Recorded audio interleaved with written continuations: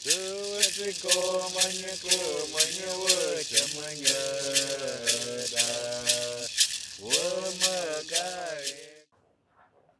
Osapa, KJ namanya pergi ke Bobby Stone ni am jadi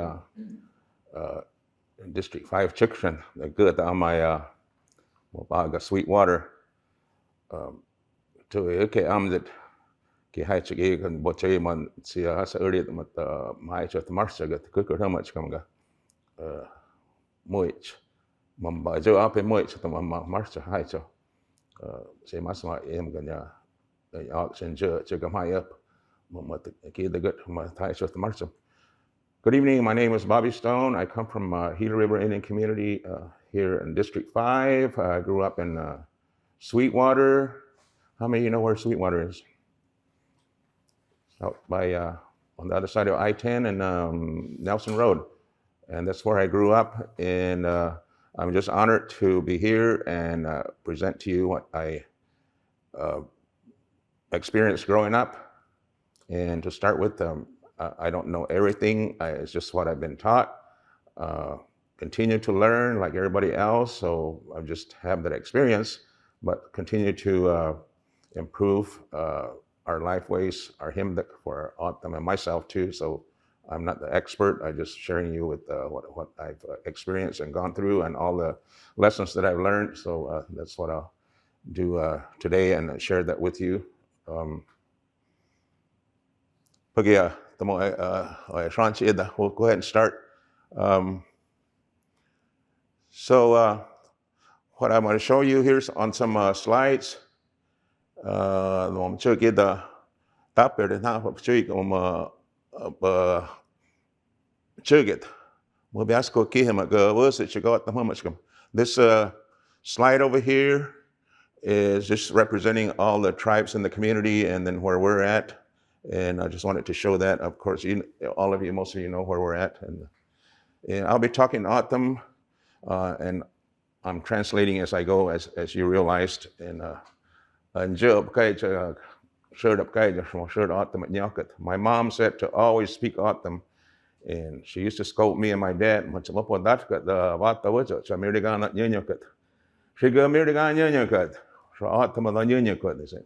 My mom was always reinforcing our O'otham because we were raised that my older siblings in our family to talk. We were raised with the O'otham. We learned Mirigan and school here at Casablanca Day School at the time. But my mom would catch me and my dad talking Mirigan outside under the bata. I just still remember that, and she would come out just to try to join in. And she heard us. She said, "You're talking English. Talk your language." And then we just froze. And I sat there and thought about it. But anyway, that's just something that we all should remember. I know a lot of you have gone through the same thing.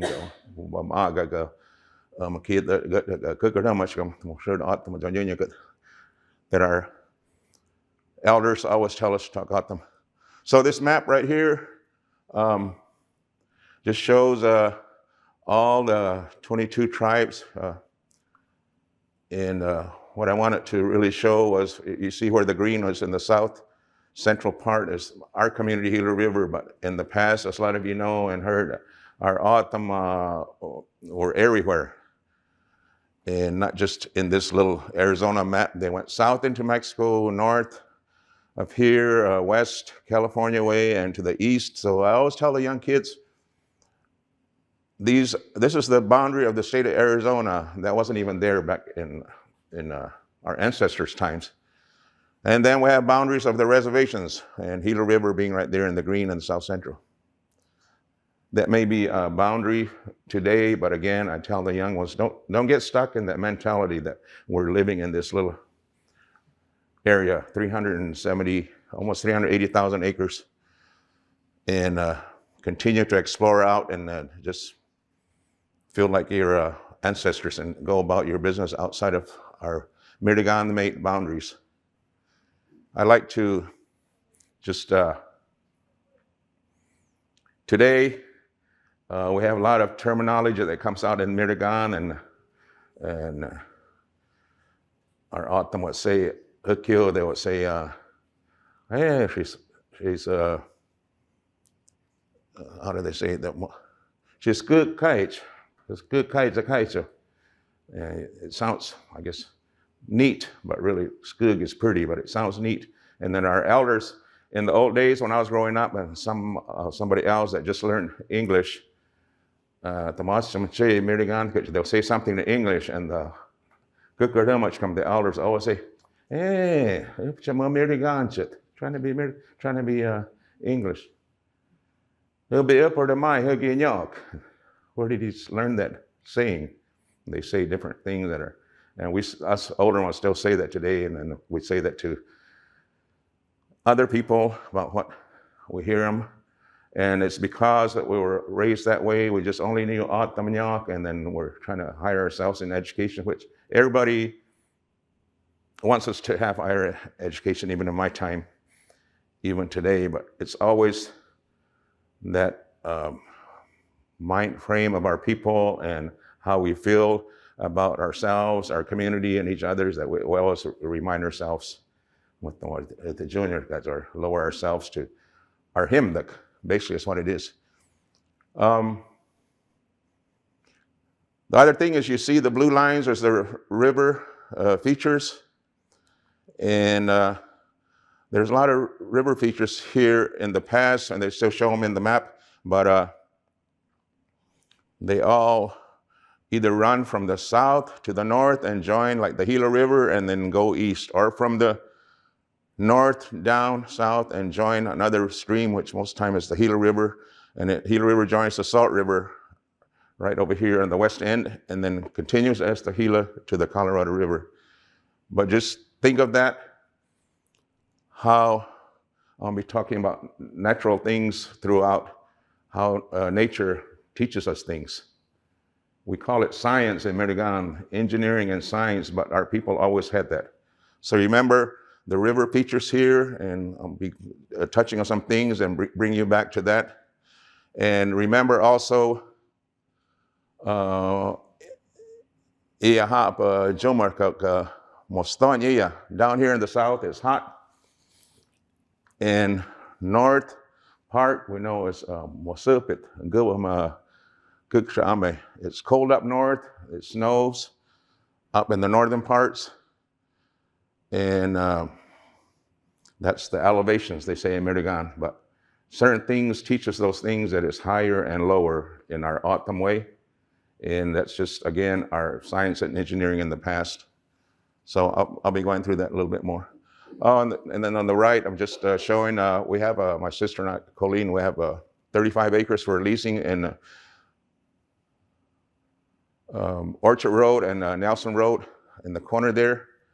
And because I'll be talking about modern farming and traditional farming, even though that's a modern field, that this was taken about 4 years ago, standing in the middle of the field. And I'm standing right there, and it's our O'otham Pirkin, our Pima wheat, that I'm standing in the middle of. And I make room for our traditional crops anywhere I go, and at the field. You can see the different shades there. We planted just planted that by hand. I'm just so used to doing that. That's how we were raised. They say that Moganto is like throwing the seeds around and planting it. Then I just used a rake to cover it up. And then way in the back, it's a little different shade of green. That's Aji Mountain in the back. And that's the normal crop we did, when I say modern time farming, and then including our traditional crops in part of the field with the Pima club wheat, and that in the back is oat hay. So again, I'll be covering more of this modern farming and traditional farming as we go along. So that's just something, if you look at a picture, you start to think what's in there. It's not me in the picture. I'm just showing you what I'm doing in the farming area, uniting or co-joining the traditional crops and then our modern day crops. And we'll go over why at the end, towards the end, why we're doing this and why we should be doing modern farming and why we should keep on going with our traditional crops. So here's just the map, as you all know, of our community again. I don't know why they cut off the river It comes from the southeast to the northwest through here. Again, the river feature within our community, and remember which way it's flowing and how the water gets to them. Does it come from the south and join the river? Does it come from the north? And what did our ancestors learn from that? Just keep that in mind. Everybody says our legacy is agriculture. One of the biggest legacy of our people, O'otham, is agriculture. And I want to stress again that that's Hatimdak, our way of life, it's our legacy, and that's our foundation. What we should be standing on and using that to springboard us into our higher education. I hear a lot of kids now, I'm really, really, really impressed that they're not just bachelors, but PhDs, all those higher degrees that they're getting. That's good. I support that 110%. But where do you come from? What does your home place mean? So that's the reason I'm showing this. It's our legacy of farming from the Huhugam. This is at Galkoiki, Snake Town, the ball court right here on the left. And it's one of the features there. And then just walking around, you'll see things like the pottery shards there. You can just imagine, think. I could spend all day there just imagining, thinking about what it was like, the ball court, where those pottery shards came from and what it meant, how many people are there. So again, just hold that thought on that one also. This picture here was taken east of I-10 and south of Queen Creek Road, somewhere in that area where that gas line goes. A lot of people, us old people, remember how to get from Chandler all the way back to Aji and cut across. That's just right in that area. But Queen Creek Road. What I want to show you here is, again, learning from nature. This took over time, hundreds of years to get to the state it is. It looks like the soil is dead. The trees are barely alive in the background, and those are mostly all mesquite trees with the kui and the rapanaga, the wolfberries, guawar, back there. And this is just desert sage that you can see here in the middle. What are we learning from this? There's no green growth right here. A few left. 1, 2, 3, 4.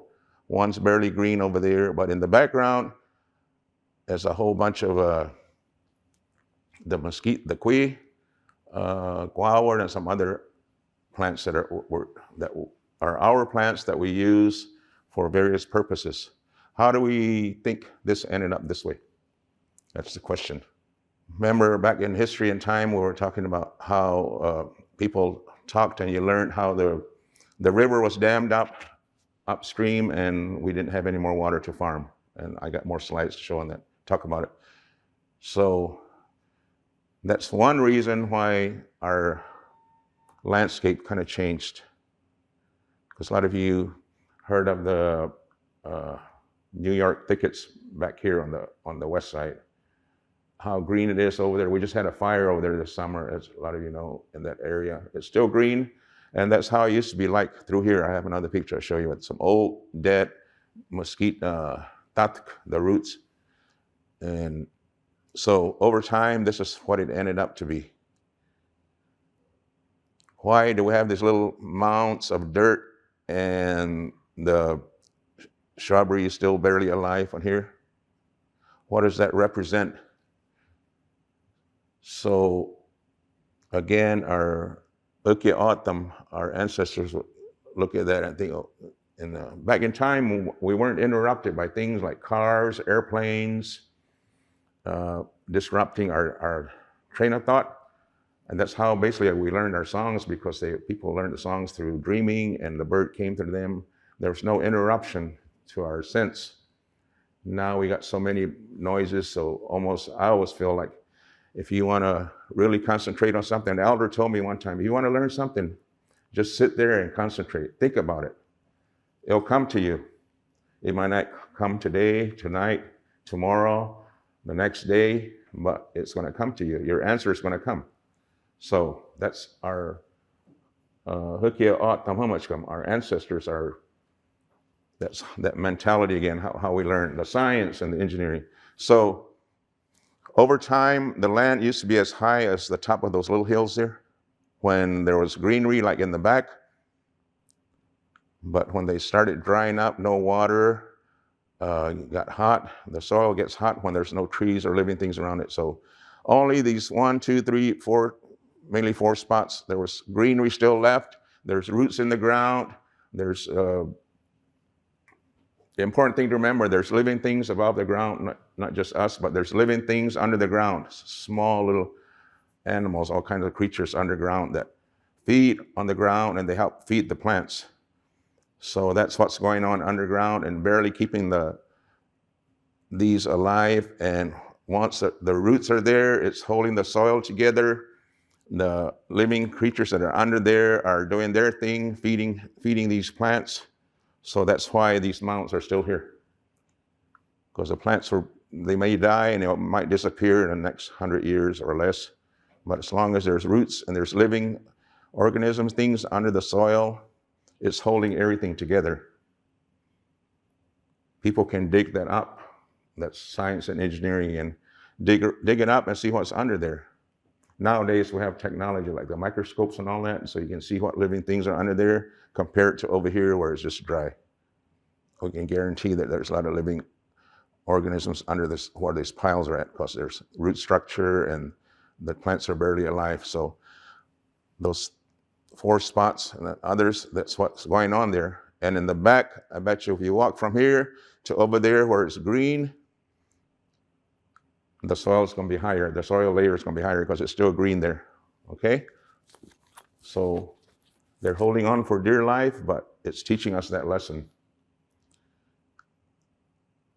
So the greenery or the plants in the back, this might have been in the fall or winter time when everything's kind of drying back. They look dead, but they're just, it's during fall and winter that the leaves fall off and they're resting.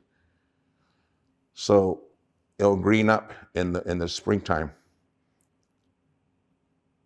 Why do we think that long ridge is just plants back there? Why are those still there? And why is this the condition it is down here? So we'll learn from that. Water, when it rains today, and in that time and before that, the water got diverted and it ran over there. It's a low spot. So water will run there, and then when there's roots and the leaves fall down and everything under those plants, it's like a sponge, and it brings the soil, the moisture down underground, and it keeps them green like that.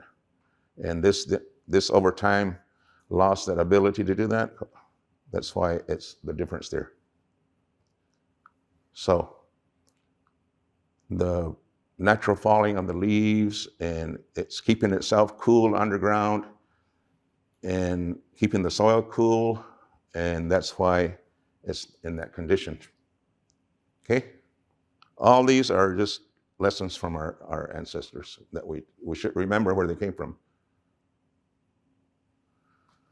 So what I just explained, let's take a closer look here. Those trees and shrubs that are away in the back on the previous slide, we'll take a closer look. On the left side here, you have a quay, mesquite in the back, tall. And then you have a guava, the wolfberry right there. And this other plant, I think they call it just sagebush. It's one on the left. And then underneath, you see green.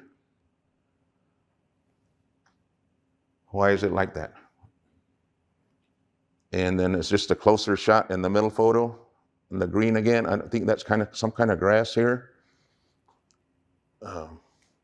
See from afar, and then a little closer look, and then even a closer look on the right. So a big lesson here, they're surviving. the plants are surviving along with the other plants. So the kui is providing shade for the guava, the wolfberry, and then the other ones, and then so on down to the small little green like grass, whatever it is, plants. And that's how it used to be in the previous slide, because the water is more arriving in this areas and leaving like that. So the kui, 1, the guava, 2, humako, gog, and the other gray bush, vike, and geek, 1, 2, 3, 4. The plants on the soil. They're all supporting each other's. And not just the trees, but the animals. The rabbits, the birds can come under there, the snakes, all that. They'll come under here, especially in the summer, and find a place to stay, place to hide, or to eat also. So it's a survival method that we learn from. So when we were farming in the old days in the summer, we'd have to find shade too. So we go under there, and even for animals and human beings, we find shade under the kui and rest up a little bit and return to work. So the plants survive with each other's. And remember what I said, underground, what the roots do and supporting. So the roots are probably real lively, and the organisms, all those under the soil, is the same way. So it's all working together on top and underground. The habitat support is just the animals, stuff like that. So it protects the kui, and the bigger ones will do heat protection to the soil and animals under there, the wind, and in the winter time, all that. So that's a huge lesson right there that we can learn. Okay? We hear it in schools nowadays. It's told in a Western science way, but if we just think about how our ancestors learned things, it's the same thing. So we can go forward and see how what we learn from our ancestral people's ways and think like them, and let's learn something, okay? Okay, so now we're in the third slide. This is my backyard garden. One winter it rained, fall, winter it rained a whole lot. So I started experimenting. All these weeds were growing under my kui. I had planted some wheat, barley under there, mimicking that other photo that you saw with the kui, and the kui is right there. You see the kui, the stems going up, and underneath the leaves are falling and everything, putting fertilizer, and the soil is cool because it's shady and there's living things I know under the soil. So normally what we would do, when the old days, we used to work in the cotton fields. And people said, let's go work so we can make money and support our family. We're going to go chop the weeds in the cotton fields. That's what that means. And we would chop all these weeds down. These green ones right here with the big leaves, and there's other weeds under there. So you hear of organic farming nowadays. There's all fancy words for that. So the modern day, they would spray them with chemicals and kill them, and just leave the others. What you want to save, leave there. But so I tried this. I said the weeds have roots, okay, just like our wheat plant, and they're all in the soil, feeding off those the living things under the soil. They break down the soil over time and make fertilizer. I didn't fertilize it I didn't go to the store and buy fertilizer. I just know that the tree and all the organic material fell down and provided fertilizer. And that's what's going on in that previous picture. So all I did was I stepped on those weeds, kept pushing them down. So it's kind of clear right here, you see. I was pushing them down. I let it live and provide a source of activity under the soil for the fertilizer. and it's keeping the ground cool also. So from this, it was all over. I just walked around and then I stepped on it. I had to do that every week or so. So there's still some right there, nothing there. And you see, I cleaned it up pretty good by just stepping on it, and it's trying to grow on the ground this time. So now you kind of see more of the wheat over there.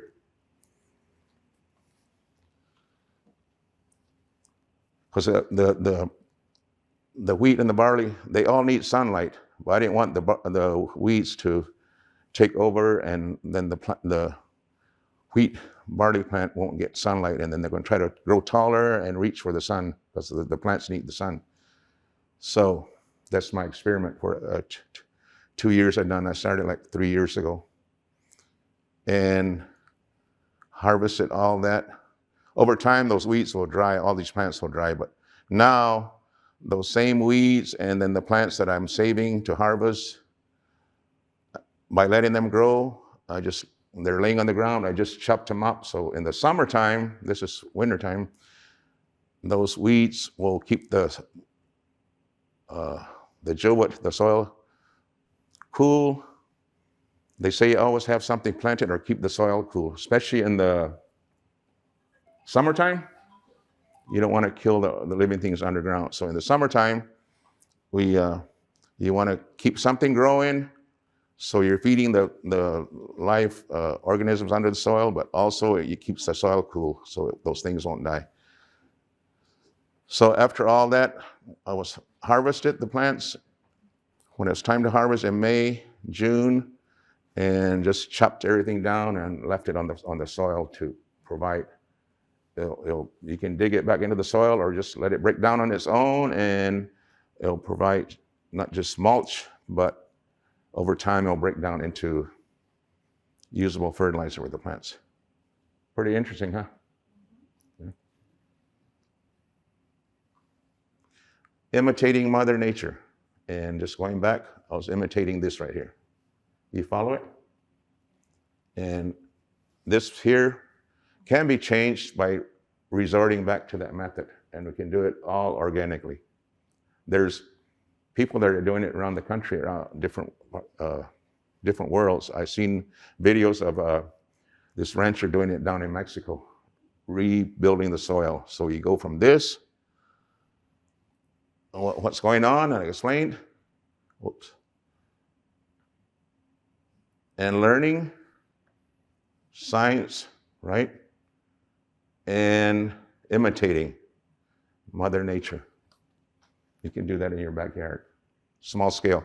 Probably a 4 foot wide half circle around the mesquite tree, okay? And like I said earlier, there's all these fancy words that come out. You read all about it. I like to get on YouTube and Google things, and imitating, they call it mimicry, all those kind of words.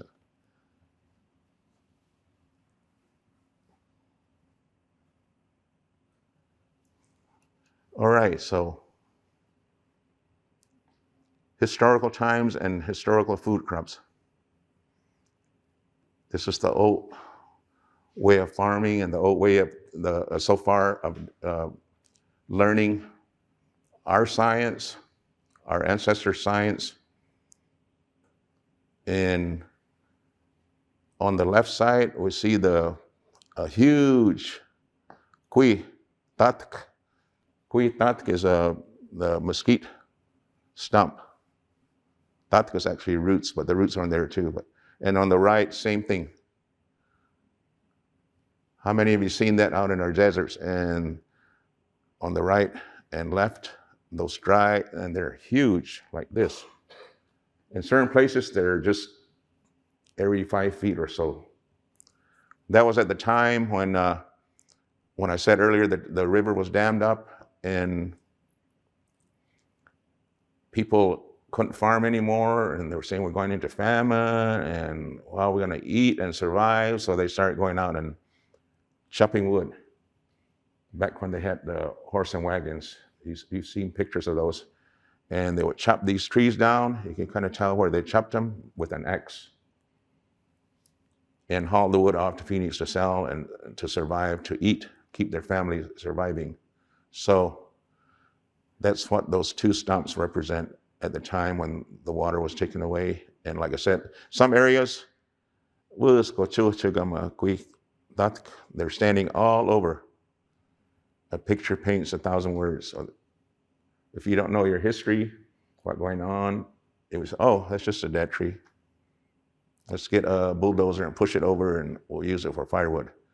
Yeah, we can do that, but to understand, especially young ones, understand your ancestors, the history of our ancestors and more current times until today, they're still out there reminding us what happened. Like I said, other places, there's a whole bunch of them just standing there all over the place, just like that, broken. So that's the story behind the stumps that I included. And our food crops, they made it through all that time. The bav, the tepary beans, on the left here, the white, beige and brown, our howard, our lima beans. We still have seeds of those to grow. And they were being grown back then, and the bav, the tepary beans, have been grown way back since Huhugam times, thousands of years. Not quite sure when the lima beans came around. So the cuy didn't survive, but our food crops, our traditional crops survived. We still have them today. So, what was I going to say about the bav? Oh, okay. So the tepary bean. So our traditional food crops, how did they arrive?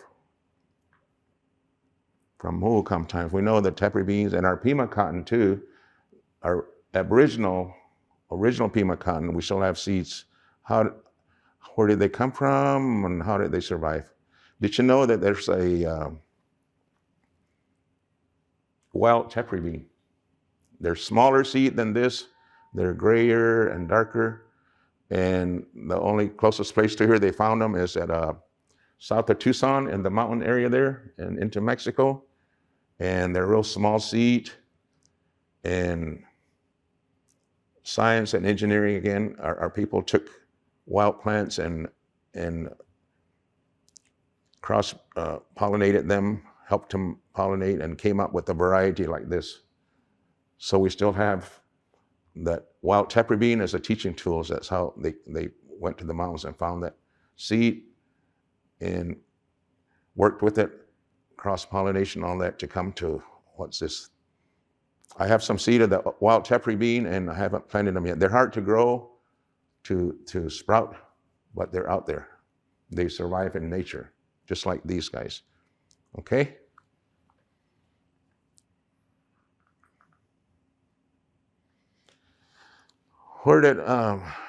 So that's, a lot of that is ancient times, the seeds going back and the trees were around back in Huhugam times. So where did my farming life start? And a lot of you that are here also can be thinking, what did we do growing up? So where my farming began, this is in Sweetwater on the right. That's looking west. My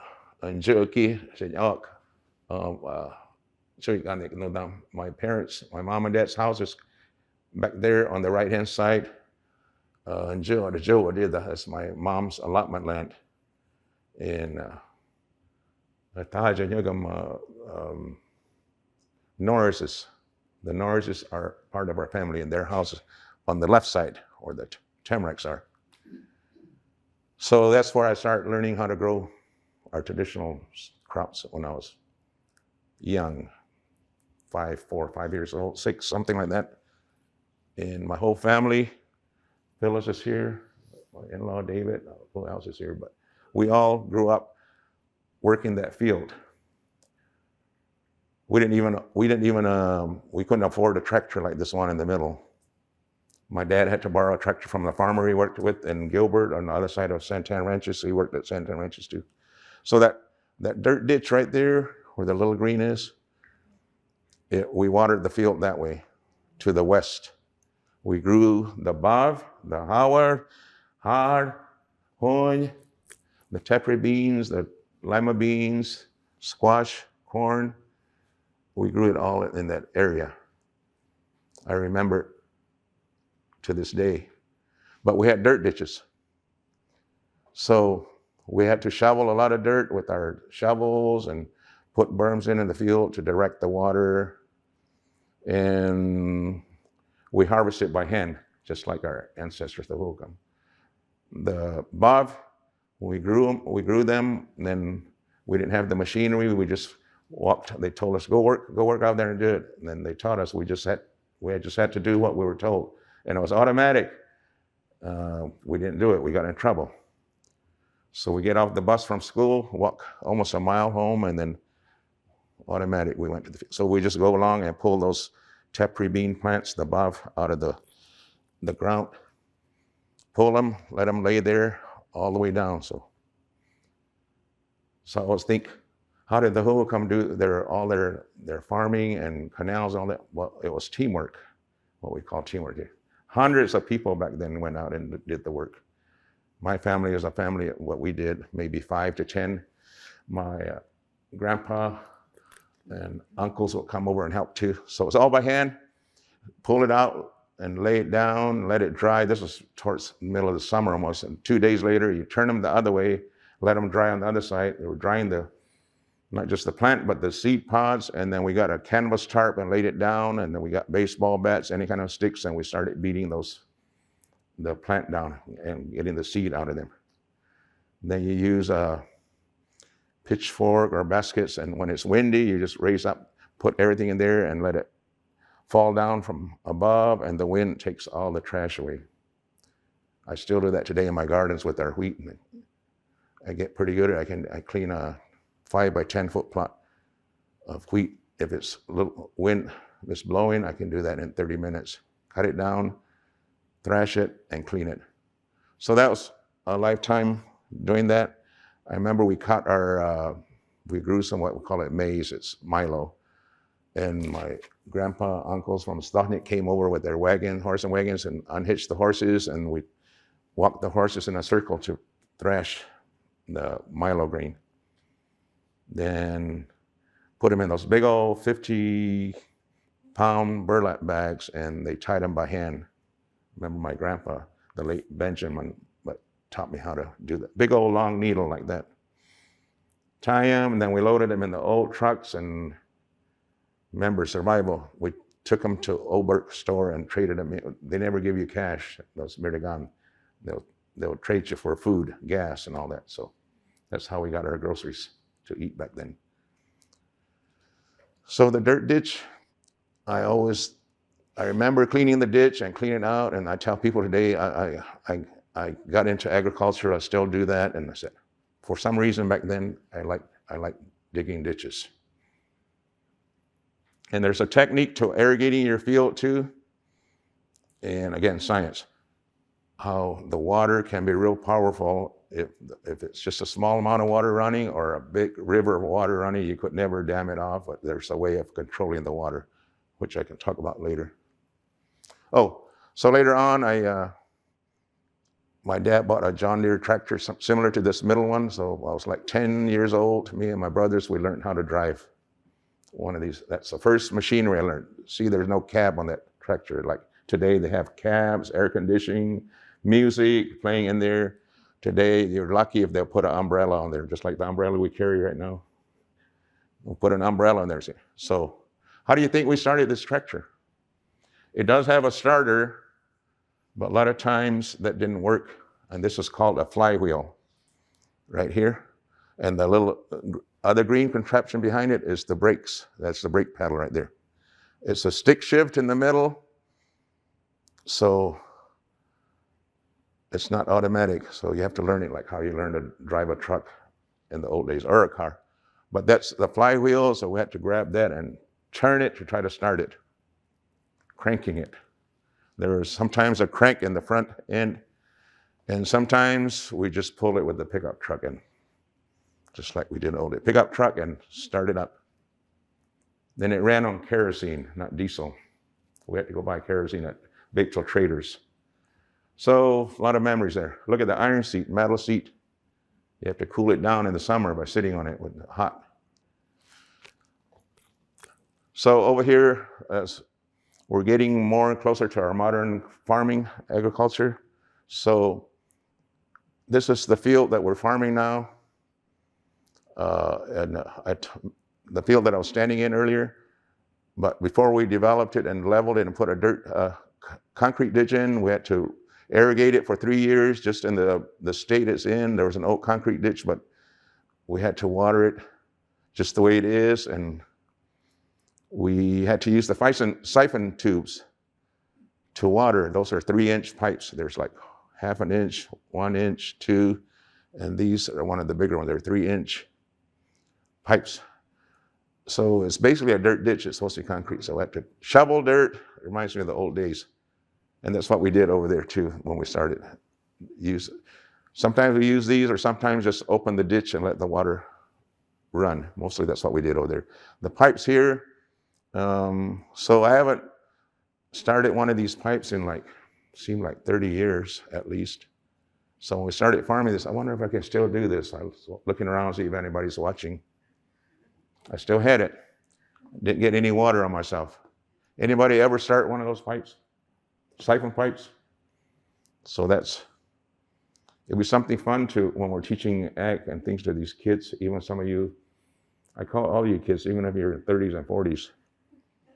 So that'll be a fun thing to do, go out there and start one of those siphon pipes.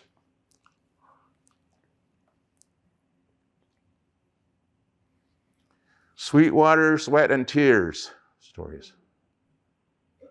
A lot of you have seen some of these old equipment. They're all over the community, right? A lot of stories in them. So this is over at my parents' place again. So I've had a lot of experience with me and my family members with these. The disc, plow, planter, and we just call that a V over there on the right-hand side. Anybody remember what the V is used for? Constrictor, Mr. Porter. No? It's used to clean the ditch.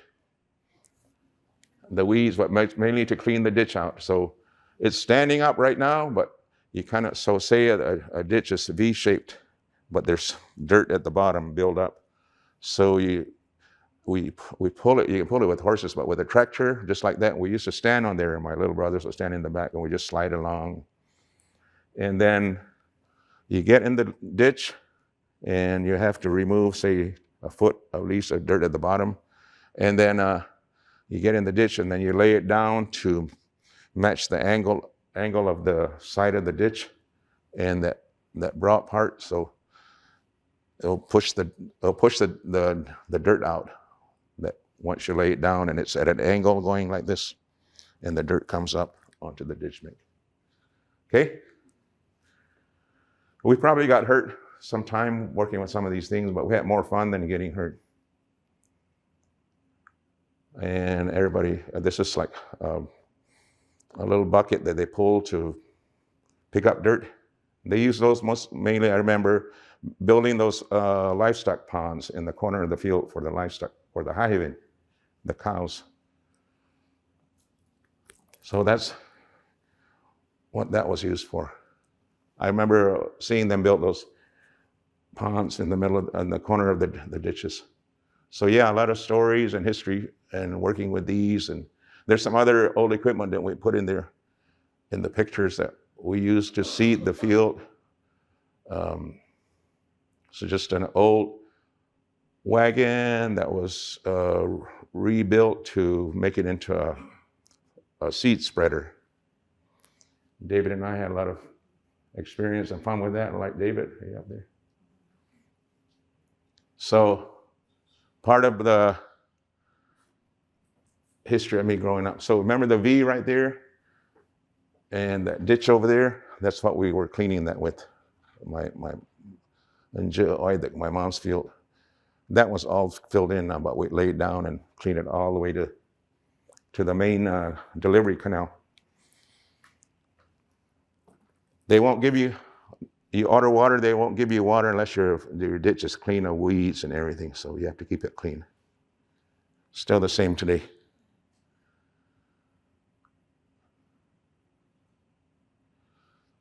So I talked about Huhugam times, kind of what I grew up learning in between, and now let's talk about modern farming today. The dirt ditch in the previous picture, now Pima Maricopa Irrigation Project is putting in all these concrete lined ditches. This is over in Sweetwater behind my parents' house. So that's what we have now, and gates to open the water. And what are we planting now? This is Gila Farms on the right, alfalfa. It was laser leveled. This is in Sackton, District 3, and there's Sackton on the right. Santin Mountains in the background.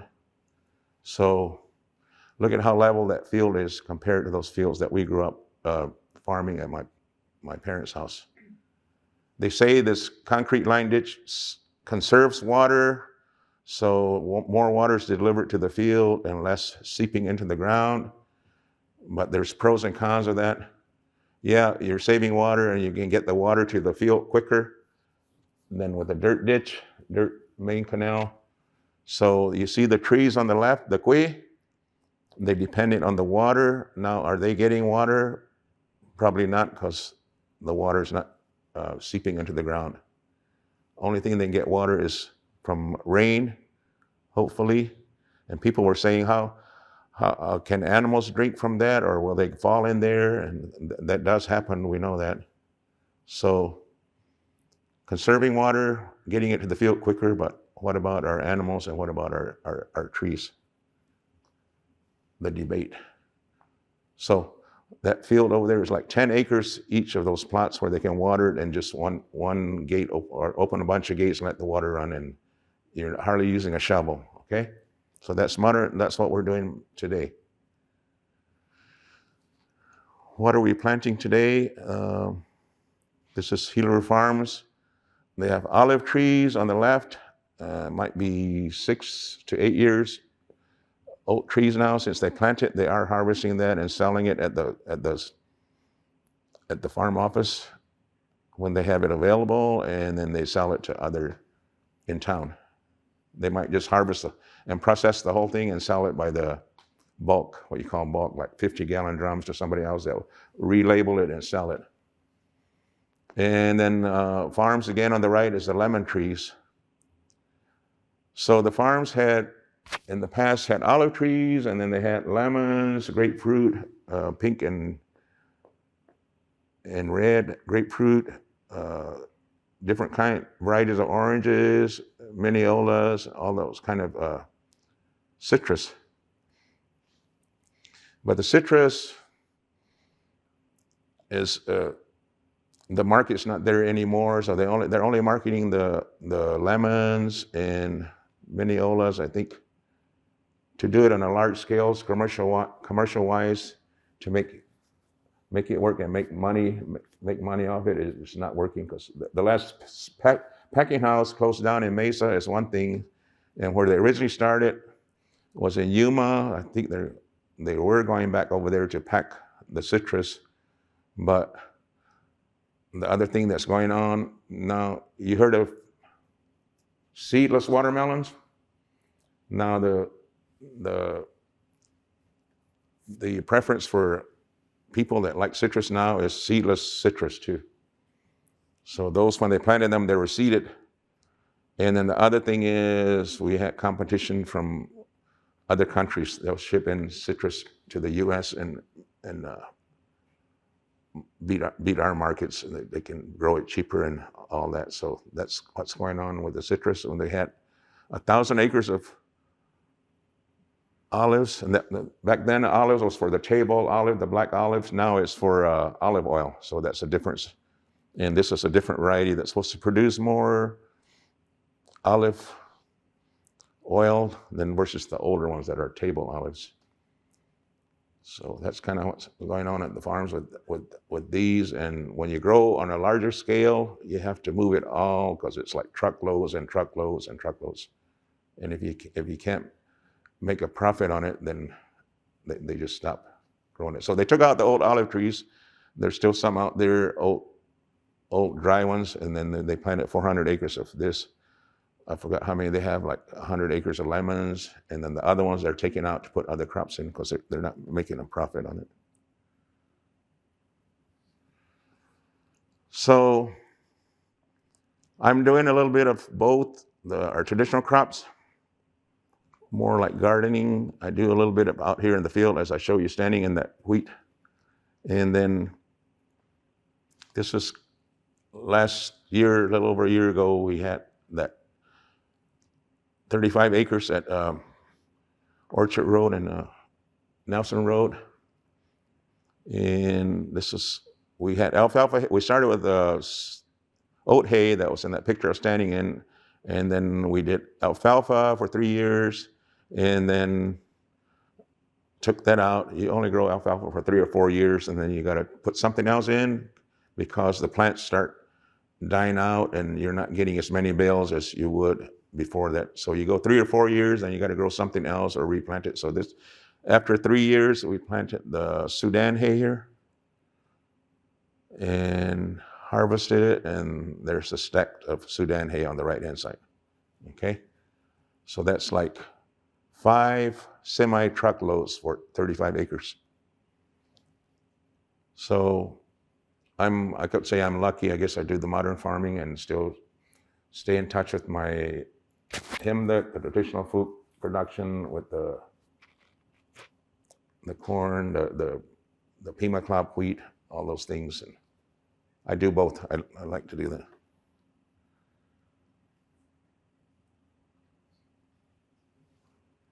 So back, kind of circling back again, we're talking, the Gila River the Akimel was the main factor back then and supposed to be today, but of course it's dry. So when it rains, this is what we have, right? You guys have seen the river run. We all run over there because we all know about the river and heard about it, and it just draws us to the river when it actually runs, flowing. And so that's on the left here, coming from, of course, from the east to the west. And this picture on the right with Santan Mountains in the back, this is what's left of the riverbank over at Snake Town. What again I want to show here is I walked down there. This is the north bank, and I'm standing down there. I think that bank is at least 15 foot tall, higher than 10, looking west and then looking this way. I mean, looking east right there, looking west. So I'll say, well, that was the riverbank in historical times, and then of course that's the north, and you can see the south bank, and just stand there and imagine, wow, the water ran year-round back then, and our Huhugam were farming with it. Look at how high the bank is, and just stand there and reminisce about back then, what it was like. So that just tells me a lot right there, what it was back then, and then now it's just a little, even though it looks like a lot of water here, but back then there's some areas of the Ak is like a mile wide, and it ran basically year-round, okay? So back to, let's see, back to where we go from here with our agriculture. We want to do both, right? We want to preserve our history of our traditional seed crops and yet do our modern farming like Gila River Farms and others like I showed you. I'm doing both. There's about 35,000 acres that I remember when I was at the farms of farmed land within the community all the way across all districts. 35,000 acres that people were growing crops on. The modern crops, basically. So is that something we want to continue to do? That's what we fought for our water rights, right? Built all these canals, PMAP. Nowadays money, they said it's about $1 billion project. It was a little less than that. We built all those canals because we want to farm. like modern farming. And if you do that, then you have to be, we're almost not pulled in, but if you want to farm modern, what we go to school for, agricultural school, and farm like everybody else does today, then that's what you have to do. You grow those crops and get those GMO seeds. There's controversy about that too. But if we don't, then what else do we do? Our traditional crops, we can't survive on them, meaning as a farming operation, we can't grow it and market it in large amounts. If we can, but they say the price is going to go down. Once you have more of it to sell, then it's not, what is that? Bob cost now in the store? Like $8 a pound, $6, but if you start growing more and more of it and marketing it more in truckloads to other countries, then the price is just going to come down, is what people are saying. So you got to do a little bit of both. So you have Sanavir farm in Sanavir that's doing both traditional crops and the modern kind, but they're kind of going organic in both areas. In Sal's area, they're doing some some traditional crops. Ramona Farms at Gila Community, they're doing it, but again, they're doing only a certain part of their acres and still doing the modern farming, because you can't really survive money-wise that way, okay? So we still learn from what our ancestors, how they learned and doing their science and engineering and things like that. And like I said, in this other picture, there's that in the background. What does that tell us? And why is it green back there and a lot of plant growth versus over here? I explained that. But so in the old days, they how do we know which way the water runs? And right now we use machinery to move land around so we can farm. In the old days, they didn't have machinery. When they built the canals, they used the digging sticks and any kind of pottery or basket, something to move the dirt with. How do you think they moved more dirt in the past? So I was stating earlier, our water is real powerful when it's a large amount. People drown in it, right? But small amounts, it don't hurt us. But so you have to be careful how the wild, I'll call them wild natural waters, how they flow. So water here, the Gila River runs from east to west, and you remember I was saying, which way does the water run to these rivers? Gila River goes from east to west, and then the other smaller rivers join it coming from the south and coming from the north. So over time, the rivers it's just not pure water. These rivers, they carry fertilizer. Science again. They're eroding soils up in the mountains somewhere, and the rocks are smaller. There are minerals in the rocks flowing in there, and debris from these other ones. So that's why the water's chocolate. So that water in our ancestral times is flowing above ground. It's natural water, so it carries a lot of nutrients in it, and that was part of the fertilizer besides from the soil. And now we have water from our wells that we pump up. They say it's salty and it's not as much nutrients in it. So it carried fertilizer quite a bit to our field in the Huhugam times. And then when it come from the south to the Gila River and it came from the north, it also moved the soil. It kept moving the soil when it floods. And they say the most fertile soil here in the community is close to the river. So from here to the south, for hundreds, thousands of years, nature just moved the soil down. And they say the best soil is down here by the river, right where Bobby lives and where the fields are.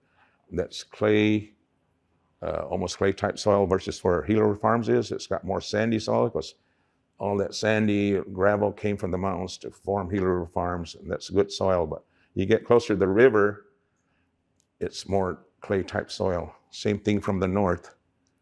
So that's what happened during history, and the Huhugam knew that, and they farmed right along the river because it's good soil versus in the mountains. You can grow in the mountains, but it's easier fertile soil down here. So water moves fertilizer, natural fertilizer. Water moves the soil, and this is over thousands of years. We have to be thankful that that's what happened, and that's why all this land closer, any river anywhere close to it is where all the good soil is. So that's that, and you can use the water and tell which way if we're going to build a new canal and say, okay, we know this little, like through here, water runs this way. So we're going to try to build the canal to go that way. In the old days, without using whatever those engineers use now to look in those little glasses, and that's good. But in the old days, you watch nature and learn from nature. Okay? So that's kind of what I wanted to share with you on that. And let's see. Those lemon trees, those were planted towards the end of, they planted all those citrus in the late 80s and early 90s when they started planting all the original citrus and not these olive trees, but the older olive trees. So these lemon trees are newer plantings. So I think they were planting around 2000, after the year 2000. I became general manager in a little after 2000. Right after that, they were planted. So they're like 25 years old trees, maybe. Citrus trees, any trees around here we grow in the fall or spring. So it's just because it's cooler before it gets really cold or before it gets hot. So 5 to 7 years, basically. You'll see a few here and there. But these olive trees are more of a variety now. They try to keep these olive trees trimmed down. They're not more than 6 to 8 foot tall, and the old olive trees are like 12 foot or higher. And these olives, they developed, and they want to keep them short, so now they harvest with a machine. So they prune them, like you see everything laying down on the ground, just like the lemons. So they prune them to keep them shorter, and so that machine can go in there and it just shakes the olives off. And it's not manual labor anymore. They spray them yellow. Do they spray them yellow? Do they pick up What do they call that? I can't think Mirganway. Myth. There's another word for myths. Yeah. It's not true. Oh, it's not? So you don't paint them yellow. So the lemons and other fruit and even bananas, they use a natural gas in the environment that turns them the color and also the temperature. So nowadays, modern times, they have a device they use to test the sugar in the fruit, like lemons, oranges, and they call it bricks. It measures the sugar level in them. So it hits a certain number in the sugar level, then it's okay to harvest and market them. So they can be part green and they'll still be able to market it because it's that level is there. That's the modern way of doing it. But you can so it's ethylene gas naturally that turns them yellow. But now when they send them to the packing house, they produce that ethylene gas. So they put them in this room and they push that gas in there and it turns them yellow. But to do it at home, you're supposed to put it in a paper sack and close it. Anything that's green. I just did that to some bananas the other day, and after 2 or 3 days, they were yellow. Mr. Porter was asking if where the confluence, where the Gila and Salt River meet, is just out here in District 6 and 7, right there. What was it? Is it what? Is it in the community? Oh yeah. Can I go to it and go see it? Yeah. Was it interesting?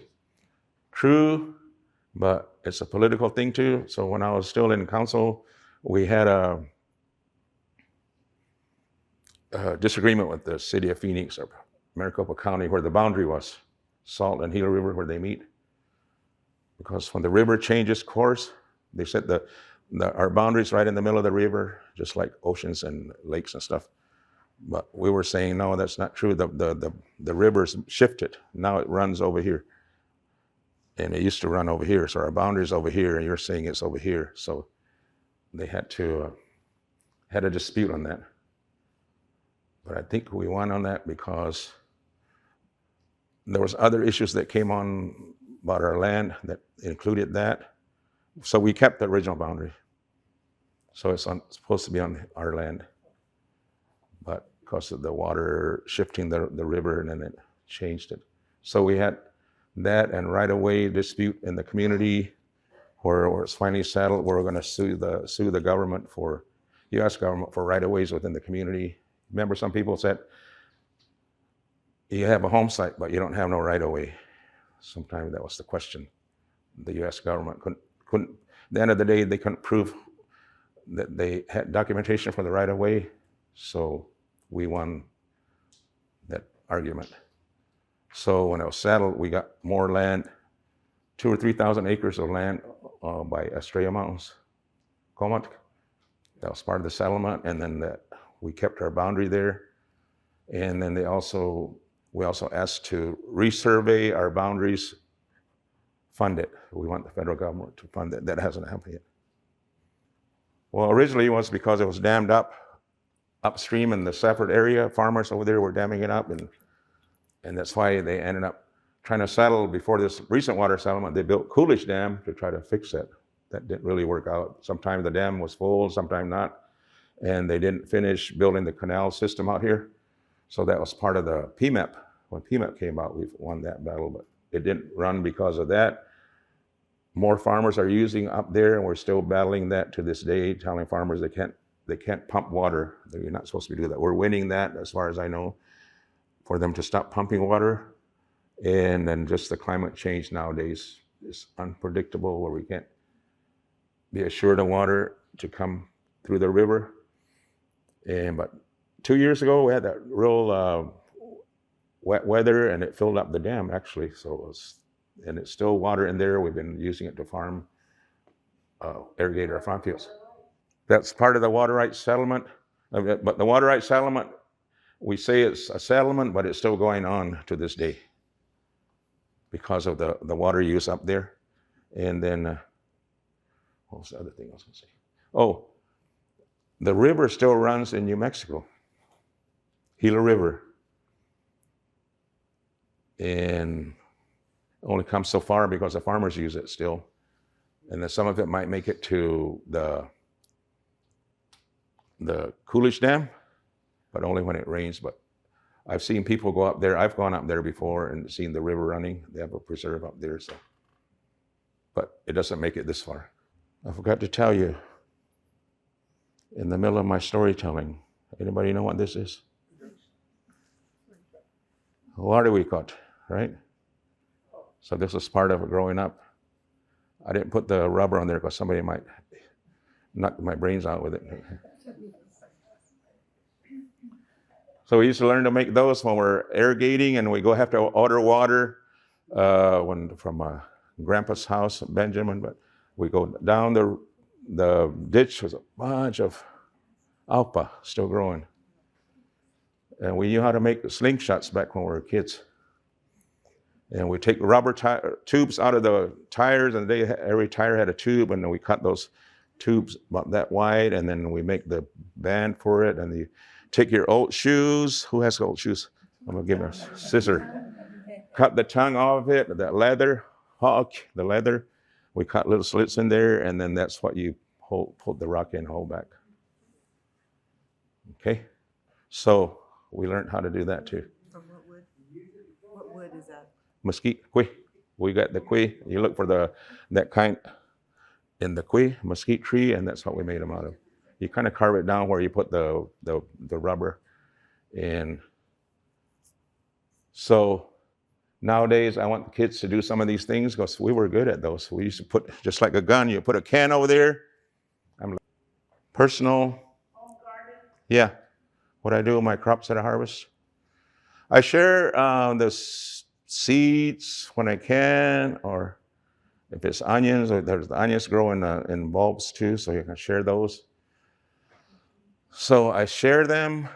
Um, I store them and keep them to replant, share them. And I'm not a cook, but I like to experiment with the crops that I grow. So I make my own shapanaga cream of wheat. You guys seen the cream of wheat in the store? I said, why can't I? Wait a minute, I got my cream of wheat. I started experimenting. I ground it up. I bought a tool, electric tool, and ground it up. And certain wheats can get lumpy and some don't. So that's part of my experiment. So I did that, and it cooks just in the same amount of time like the store-bought one. 3 to 4 minutes you boil it. Sure good. And I make it into flour. Kind of try to mess around with chichamite and biscuits. I have a picture of it, but I won't. Yeah. Do you have your own mill to mill your wheat? Yeah. I bought, Just I have the old crank one. I can use that, but first one I bought, the electric one, was a little coffee grinder. But now I bought a $300 tool this year. I milled a mesquite Huhugam in there too. yeah, because that's hard to process the mesquite. What's that? It's hard to process the mesquite. Yeah. But I always want to try things that our ancestors have gone through. Like the taki, our original cotton, been growing that, and I have like 40 pounds of seed. Can you imagine that? Picking the fiber and saving the seed. But I want to be able to comb it. They call it a puny, or you make that round thing before you make the thread. And I got to get a spindle. I want to do that first and get a loom before I've researched buying machinery to do all that. Small ones, but I want to go through that process like my ancestors first. I just feel like I need to do that. I want everybody to do that with a lot of things.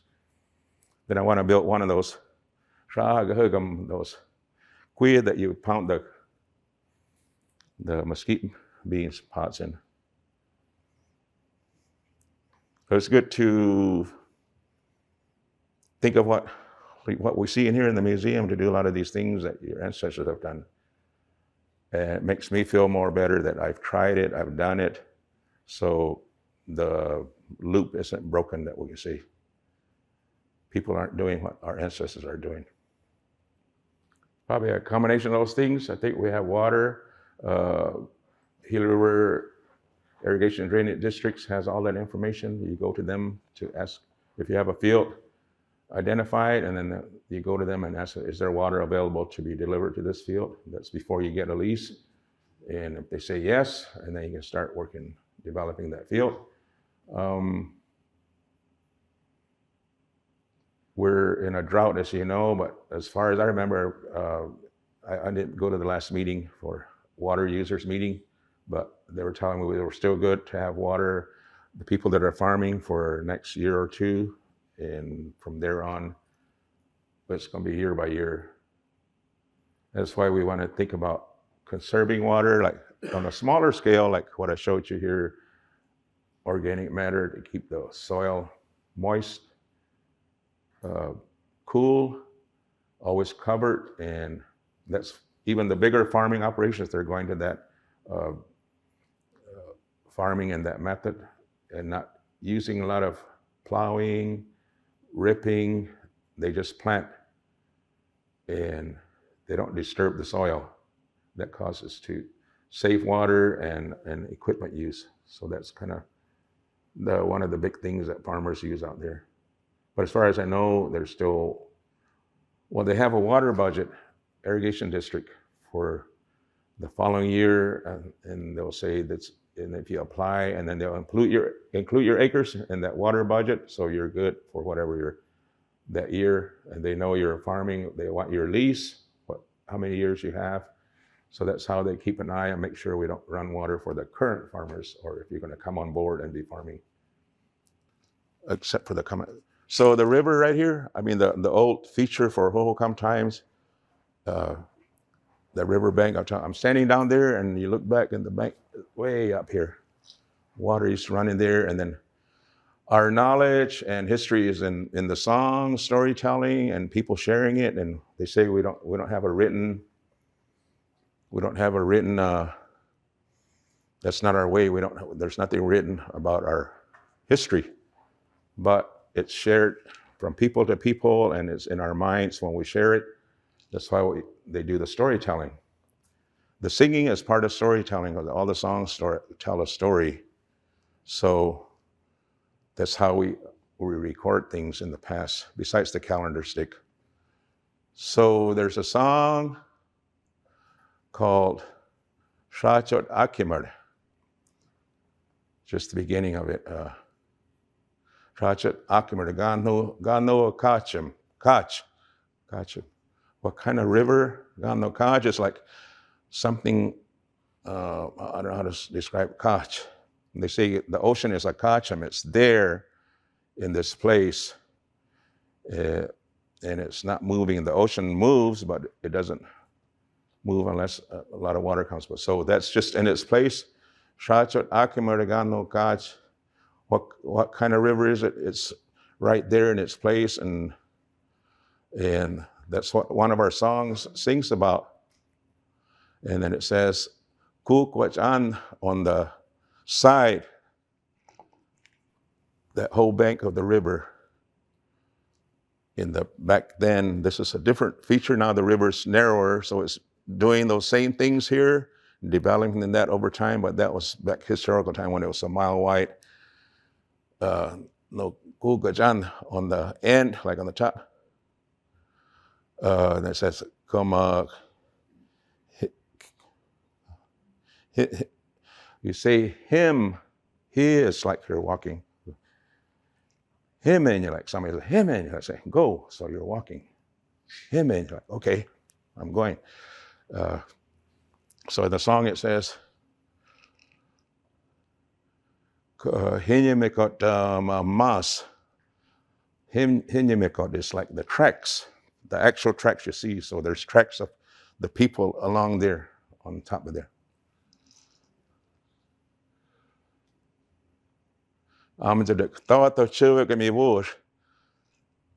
The white clouds came out because water develops mist like the ocean. So just this picture, just happened to see clouds over there.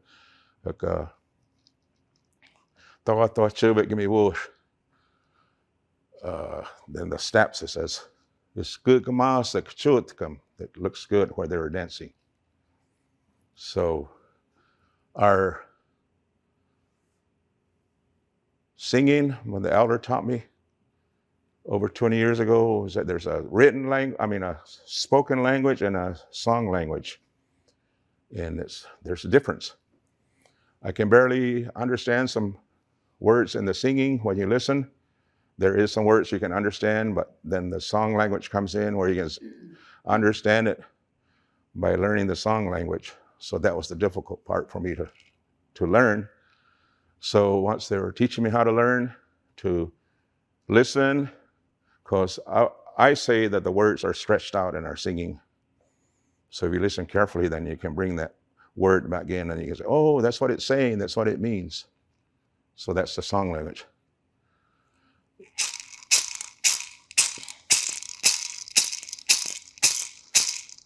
Shaje wanda yakema ganova kajam. Shaje wanda yakema ganova kajam. Vana kukwana kamenye kodama masema. Totwa cheva kiwu shanyem. Gamonya vanya madana. Akonya mayoy mada. Siska gama chuchu naika. Shaje wanda yakema ganova kacham. Shaje wanda yakema ganova kacham. Vana kukwana Komenye kodama ma sema. Ta twa cheva ke wo shanyem. Gamonya vanya madana. Akonya mayoy mada. Tiska gama chutu naikag. So when Yavanyamut, I forgot that part. Thought the children give me wars, the white clouds came out. I mean Yavanyamut, it's like it's pulling me towards that way.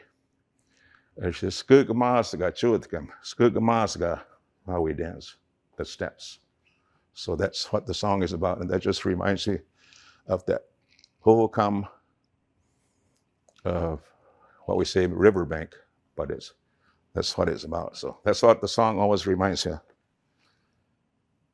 So we'll end with just some thoughts that I have and helping out in the community. What I think will make us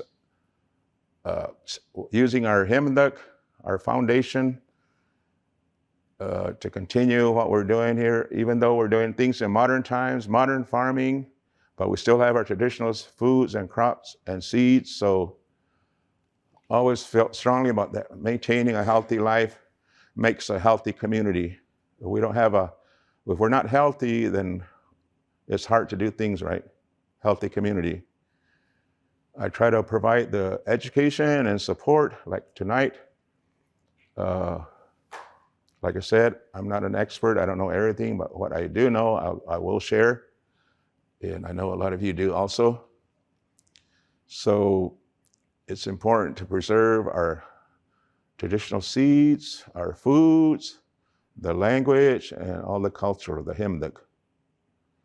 Yes, we can participate in modern ag, as I explained and showed slides on, but we stand strong on our ancestral roots as our foundation, understanding your history and where you come from. And we need to always be in harmony with Mother Nature.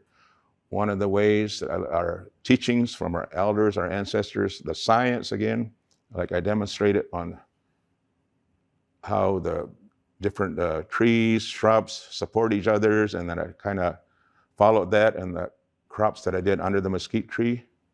And of course, prayer is always an important thing, so let our Creator guide us. Osapa.